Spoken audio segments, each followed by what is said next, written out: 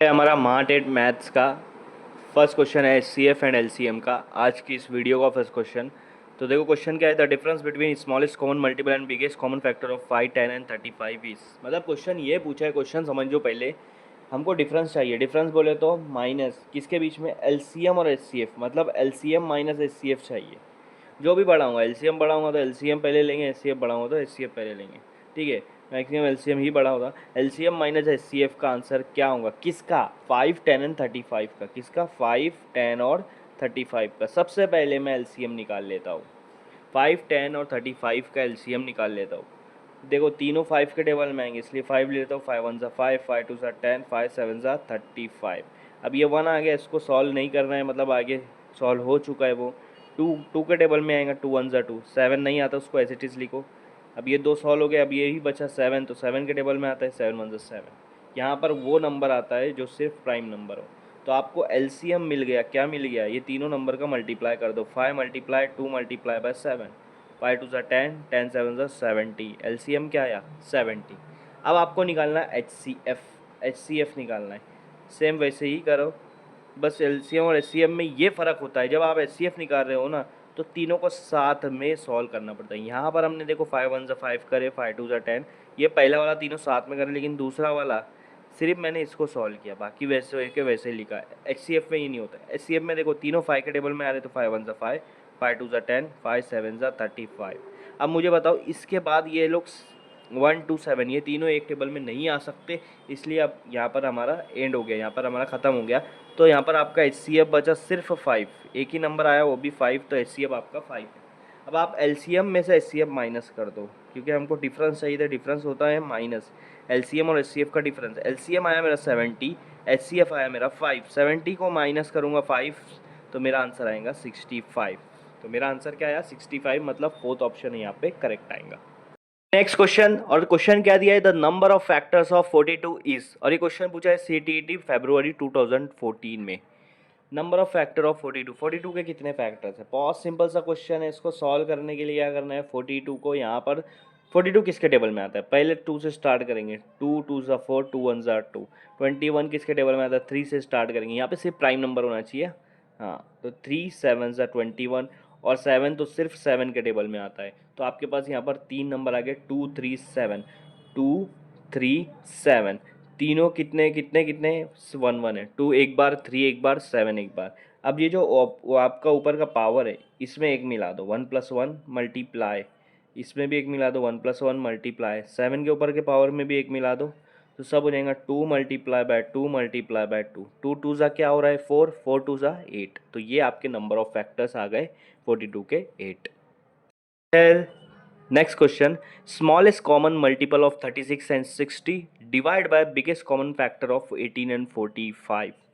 मतलब आपको ये पूछा है कि जो 36 और 60 का एलसीएम है, और 18 एंड 45 का एचसीएफ है, इन दोनों के बीच में डिवाइड का आंसर क्या आएगा। सबसे पहले आपको एलसीएम निकालना है 36 और 60 का। 36 और 60 का एलसीएम निकाल लेता हूँ। दोनों 2 के टेबल में आएंगे। 2 1 ज़ा 2, एक इसको दिया 2 18। ठीक है, 2 मल्टीप्लाई बाई 18 36 आएगा, और 2 मल्टीप्लाई बाई 30 60 आएंगे। फिर से दो दो 2 के टेबल में आते, 2 9 ज़ा 18, 2 15 ज़ा 30। अब 9 और 15 दोनों 3 के टेबल में आए, 3 3 ज़ा 9, 3 5 ज़ा 15। ठीक है, अब यहाँ से दोनों अलग हो गए, मतलब एक 3 के टेबल में आ रहा है, एक सिर्फ 5 के टेबल में आ रहा है। तो पहले 3 का कर लेते हैं, 3 1 ज़ा 3। ये 3 के टेबल में नहीं आता, तो उसको वैसा का वैसा नीचे लिखो। अब 5 का कर लेते, 5 1 ज़ा 5, ये 1 वैसा का वैसा। ये जितने नंबर आ रहे, इसको मल्टीप्लाई कर दो, आपको एलसीएम मिल जाएगा 36 और 60 का। 36 और 60 का एलसीएम क्या आएगा, 2 2 3 3 5। सबको मल्टीप्लाई करो, 2 2 ज़ा 4, 4 3 ज़ा 12, 12 3 ज़ा 36, 36 मल्टीप्लाई बाय 5, 180 होगा। तो ये आपका एलसीएम आ गया।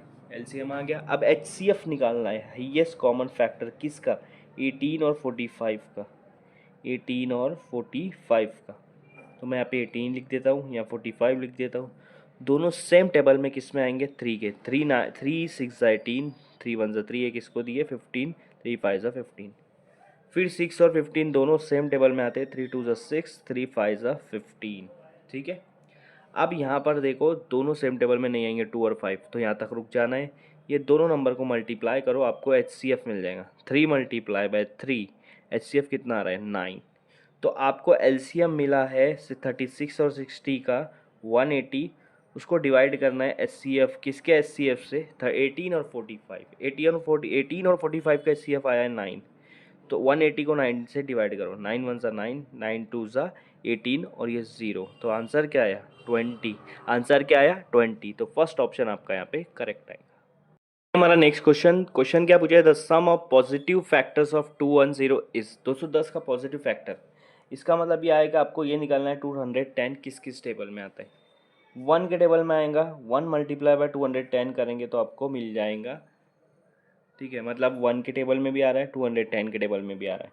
और अगर आप देखोगे 2 के टेबल में आएगा, 2 मल्टीप्लाई बाय 105, 2 के टेबल में भी 105 के टेबल में भी। 3 के टेबल में आता है क्या, आएगा कितने पे आएगा 70, 70 मल्टीप्लाई बाय 3 करेंगे तो 210 आएगा। 4 के टेबल में आएगा क्या, देखना है, नहीं आएगा। 5 के टेबल में आ सकता है क्योंकि 0 है आखिरी में, तो 5 मल्टीप्लाई बाय कितना करेंगे 42, 5 मल्टीप्लाई बाय 42 करेंगे तो आपको 210 आएगा।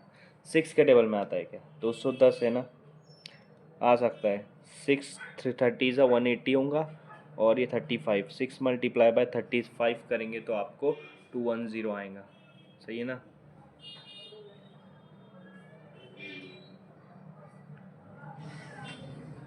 ठीक है, 36 ज़ा 5 6, ठीक है। 7 के टेबल में आता है क्या, ऑब्वियसली आएगा 7 के टेबल में, 210 है ना, 7 मल्टीप्लाई बाय, तो 7 के टेबल में 30 पर आता है, ओके। 8 के टेबल में नहीं आएगा, 9 के टेबल में नहीं आएगा, 9 के टेबल में 21 नहीं आता, 10 नहीं, 10 के टेबल में आएगा obviously, 10 multiply by 21, 10 multiply by 21। अब एक चीज़ गौर करो, यहाँ से जैसे जैसे नंबर बन रहे हैं 1 2 3 5 6 7, यहाँ से 210 से नीचे नीचे नंबर आ रही है, तो 10 और 21 तक आ गया है। अब 10 के बाद 11 के टेबल में आता है क्या, नहीं आता है, ठीक है। 12 के टेबल में आता है क्या, नहीं आता है। 13 14 14 के टेबल में आएगा क्योंकि 14 7 का ही टेबल से होता है ना, तो 14 के टेबल में आएगा 14 मल्टीप्लाई बाय 15। अब आप देखो इसके आगे और कोई टेबल में नहीं आएगा क्योंकि यहाँ से 14 तक चला गया और 210 से उतरते उतरते 15 तक आ गया, मतलब दो ऐसे नंबर आ गए जो बाजू बाजू में, तो इतने नंबर, इतने उसके फैक्टर्स है। अब इन सब का प्लस करना है आपको, तो आप क्या करो, इन दोनों को पहले प्लस कर दो, 211, इन दोनों को प्लस कर दो 107, इन दोनों को प्लस कर दो क्योंकि ये सब फैक्टर्स है, 1 भी फैक्टर है 210 भी फैक्टर है, तो दो दो को पहले प्लस करते चलता हूँ। 73, इन दोनों को प्लस करो 47, ठीक है, इन दोनों को प्लस करो 41, इन दोनों को प्लस करो 37, ये दोनों को 31 और ये दोनों को करेंगे 29। अब सबको प्लस कर दो, ठीक है, तो 7 + 1 8, 8 और 3 11, 18 19 19 7 26 27 और 36, 6 यहाँ पर 3 यहाँ पर, ठीक है। देखो 6 आखिरी में आ रहा है, मतलब ये दोनों में से कोई भी ऑप्शन हो सकता है, ठीक है। 3 + 1 4, 7 3 10 11, 11 + 4 15 + 19 22 25 27, 7 यहाँ पर आ रहा है, 2 यहाँ पर आया है, 2 + 2 4 5 576। तो सारे फैक्टर्स का अगर मैं सम कर दे रहा हूँ, प्लस कर दे रहा हूँ, तो मुझे आंसर मिल रहा है 576। ये sum of all factors of 84 which are multiple of 7 is, और ये क्वेश्चन पूछा है सीटेट के सितंबर 2015 में। क्वेश्चन बहुत सिंपल, अगर क्वेश्चन नहीं समझ में आ रहा तो समझ लो।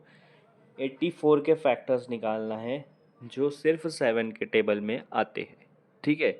इसका मतलब यह है कि 84 किस किस के टेबल में आते हैं, वो आपको उसके फैक्टर्स हो जाएंगे, और हमको सिर्फ वही चाहिए जो 7 के टेबल में आते हैं, मतलब जो 7 के मल्टीपल से।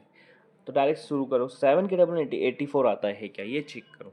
7 के टेबल में 84 आता है क्या, 7 10 से 70 और 84, ठीक है, यस 7 के टेबल में आएगा। दूसरा 7 के बाद 14 होता है 7 के टेबल में, 14 के टेबल में 84 आता है क्या, 14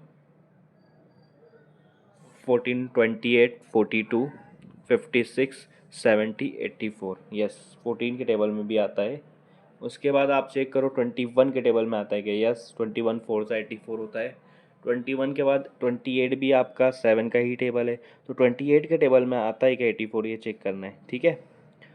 तो उसके टेबल में भी आएगा या 28 के टेबल में। इसके बाद 35 के टेबल में नहीं आता है। मैं ये सिर्फ 7 के टेबल में जो आते हैं ना उनके टेबल में 84 आता है कि नहीं ये चेक कर रहा हूँ। 35 में नहीं आएगा। 35 के बाद 42 टू ज़ा 84 आएगा। अब 42 के बाद डायरेक्ट 84 पे आएंगे क्योंकि 42 टू ज़ा 84 हो गया है तुम्हारा। उसके बाद डायरेक्ट 84 1 ज़ा 84। तो इतने नंबर्स आ रहे हैं, इतने फैक्टर्स है जो 7 के मल्टीपल्स है। 84 के इतने फैक्टर जो 7 के मल्टीपल्स है।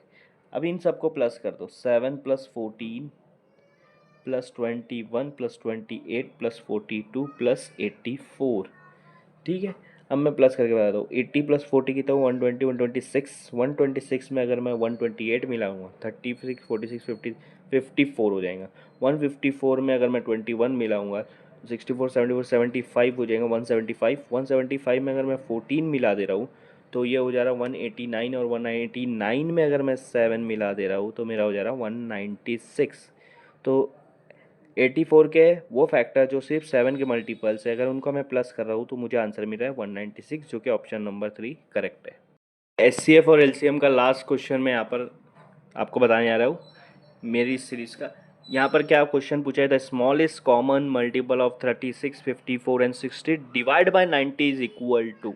और ये सीटेट फरवरी 2016 में पूछा गया है। क्या बोल रहा है क्वेश्चन में कि एलसीएम निकालो किसका, 36 का, 54 और 60 का एलसीएम क्या आएगा। तो जो भी उसका एलसीएम निकलेगा उस आंसर को 90 से डिवाइड करो तो आपको जो भी आंसर मिलेगा वो आंसर इस 4 ऑप्शन में से टिक कर दो।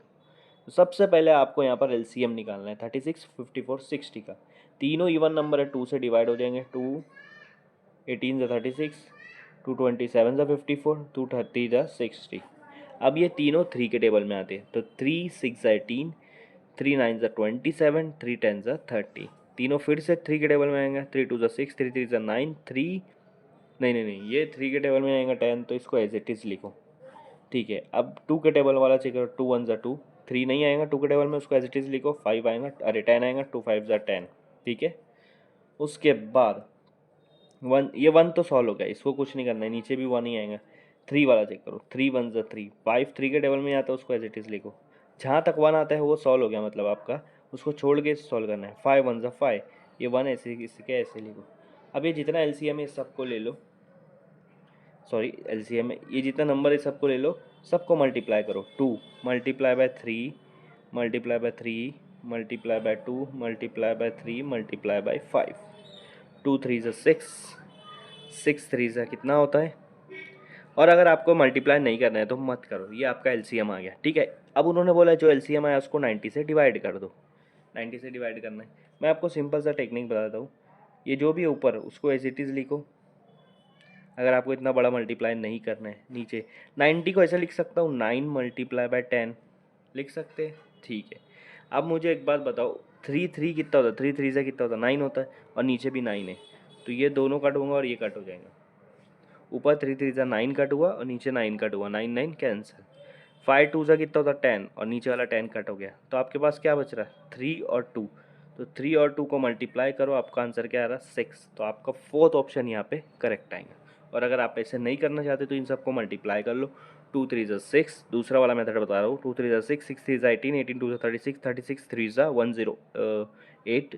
ठीक है, 108 मल्टीप्लाई बाय 5 तो 540 हो जाएगा। जब 540 को आप 90 से डिवाइड करेंगे, 0 0 कैंसिल, 9 1 सा 9 6 सा, तो वैसे भी आपका आंसर 6 आ रहा है। ठीक है, तो इस तरह से उसको सॉल्व करना है।